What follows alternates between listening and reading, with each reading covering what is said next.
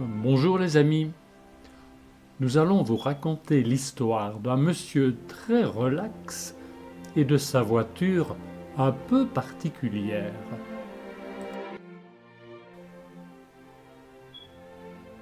Il était une fois un monsieur qui ne nettoyait jamais sa voiture. Et la voiture était très sale. Ce monsieur-là aimait beaucoup les chiens. Oui, oui, il avait 3 chiens sur les coussins de sa voiture. Un fox tout blanc avec des poils à ras, un petit basset sur ses courtes pattes et un haut et fort lévrier. Vous les voyez sur la banquette arrière? Et la voiture était donc pleine de poils de chien. Je ne sais pas si vous aimez vous asseoir sur une banquette pleine de poils de chien, mais pour le monsieur, ce n'est pas bien grave, disait le monsieur qui ne nettoyait jamais sa voiture. Les chiens, c'est très sain. Les poils de chien sont excellents pour le tempérament.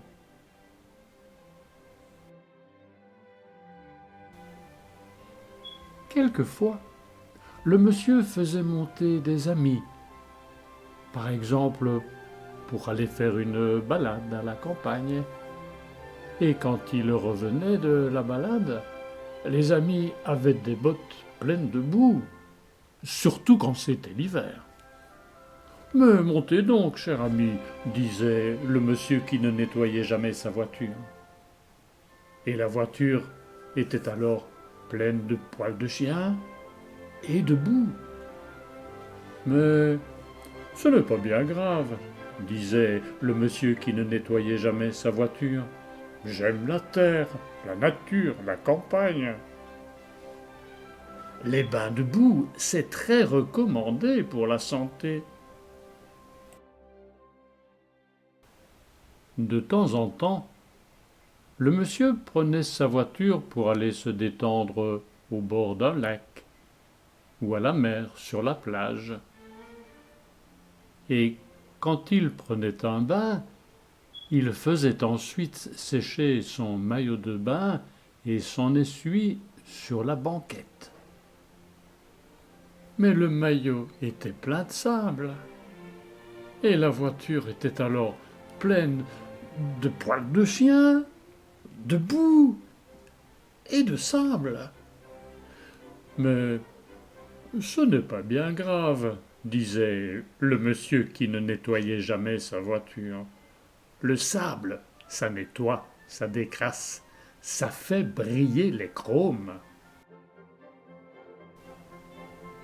Et quand le monsieur se promenait en voiture à la campagne, et quand le vent soufflait fort, alors que les vitres de la voiture étaient baissées, le vent apportait des petites graines qui tombaient dans le sable boue poil de chien au fond de la voiture. Et bientôt, dans le sable boue poil de chien de la voiture, il poussa du chien-dent. Vous savez, le chien-dent, c'est le nom qu'on donne à différentes espèces d'herbes qui poussent facilement dans les gazons ou les prairies, qu'on appelle parfois des mauvaises herbes. Mais ce n'est pas bien grave, disait le monsieur qui ne nettoyait jamais sa voiture. Le chien-dent, ça fait songer au printemps. Mais ce que le monsieur ne savait pas, c'est que, parmi les graines de chien-dent, le vent avait glissé, comme ça, pour s'amuser, une graine de baobab. Les baobabs, ce sont des espèces d'arbres qui poussent très haut et qui peuvent vivre très vieux. Et dans la voiture, le chien-dent grandit. Et le baobab grandit. Puis le chien-dent, lui, s'arrêta de grandir. C'était une herbe. Et le baobab, lui, continua de grandir. Et le baobab devint bientôt comme un petit églantier. Et il n'y avait plus beaucoup de place sur les coussins. Mais ce n'est pas bien grave, disait le monsieur qui ne nettoyait jamais sa voiture. C'est même très commode, ça fait de l'ombre pour mes chiens. Le baobab grandit et grandit encore. Un beau jour, il fut comme un cerisier. Ce fut ce jour-là que le monsieur découpa un trou dans le toit de la voiture.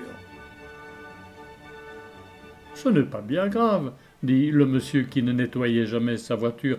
C'est même intéressant, comme c'est drôle. Jamais je n'aurais eu l'idée d'acheter une voiture décapotable. » Naturellement, avec cet arbre qui dépassait de la voiture si haut, on ne pouvait plus garer la voiture n'importe où. Et le monsieur dut faire enlever le toit de son garage. Tout le voisinage était bien curieux. « Mais à quoi ça sert un garage sans toit ?» disaient les gens. « Une voiture doit coucher dans un garage », disait le monsieur qui ne nettoyait jamais sa voiture. « C'est comme ça. » Une fois sorti du toit, le baobab grandit encore. Et cette fois, ce fut le basset qui trouva que ça devenait très très intéressant. Et oui, le basset était bien triste d'être toujours à ras de terre, et même il avait toujours envié la girafe. Bref, le basset grimpa dans le baobab. Il s'y installa une cabane sur pilotis, faite avec une ancienne cage pour hamster, car c'était un basset de la petite espèce. « Comme c'est drôle, » disait le basset de la petite espèce. « Comme le monde est beau vu de haut. Je n'aurais jamais cru que ça faisait une telle différence. »